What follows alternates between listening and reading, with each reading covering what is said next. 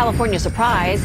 Billionaire Democrat Tom Steyer is throwing his political weight and, more importantly, potentially all his money behind Senator Dianne Feinstein's primary challenger, Kevin DeLeon. Considered more progressive than Feinstein, the California State Senate president just recently appointed an illegal immigrant to an official government post. Well, President Trump is facing backlash tonight over a tweet criticizing California's governor and the state's sanctuary policy. He tweeted this, quote, "So many sanctuary areas that want out of this ridiculous, crime-infested and breeding concept," which led one political analyst to call him a racist, saying, taken literally, the most likely explanation is that he's talking about sanctuary cities as places where undocumented immigrants breed. If that's right, there's a racial undertone in that comment, should slap you in the face. Well, tonight's panel, and they will not be slapping each other in the face. Fox News contributor and syndicated radio talk show host Leslie Marshall, WMAL radio host Larry O'Connor, who's also associate opinion editor at the Washington Times, and Kurt Schlichter, a senior columnist at townhall.com. See, they're in separate studios, so there'll be no physical altercations. Great to see all of you tonight. This time. Okay, so I want to start with something the ACLU had to say about this breeding concept thing that the president tweeted about. He said, no matter how loud the dog whistles, remember that border crossings are near an all-time low. Border communities are already militarized, and deploying troops for a manufactured crisis is beyond wasteful. Also, at Real Donald Trump, these are human beings, not a breeding concept. Kurt, first to you.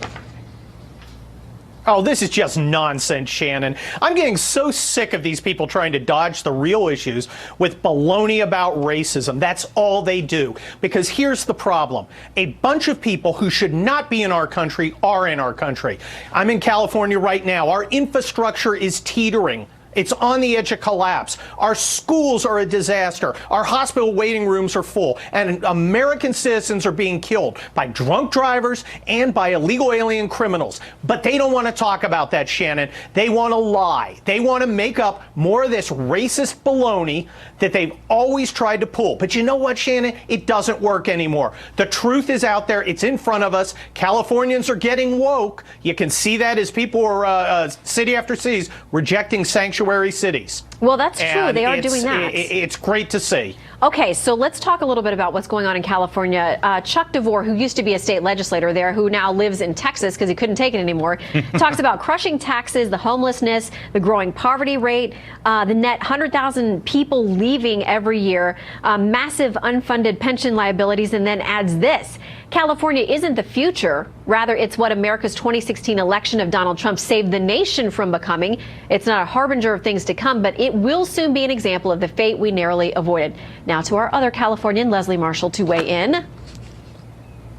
Wow, I don't even know where to go with this, because it's interesting. When you present a glass as half empty, you forget to look at the other half, which is half full. In the state of California, you forget to look at how many people are coming after other people leave. You also, I mean, there's another reason we need more and more housing throughout the entire state, as we have more and more people. Just look at Silicon Valley and the people there importing not just here, but from other countries who have specialized computer skills. I want to go to Kurt, who you don't want to look at the facts. The facts are that, let's say San Diego, that doesn't want to be a sanctuary city. They have the lowest crime rate that they've had in 49 years. The majority of crimes in this state and the country are committed not by immigrants who have come here illegally. They are by people born, bred, and raised here. And speaking of breeding, so Shannon, animals breed, people don't breed. And this is a very racist term. It was used in Eastern Europe toward the Jews. It was used in China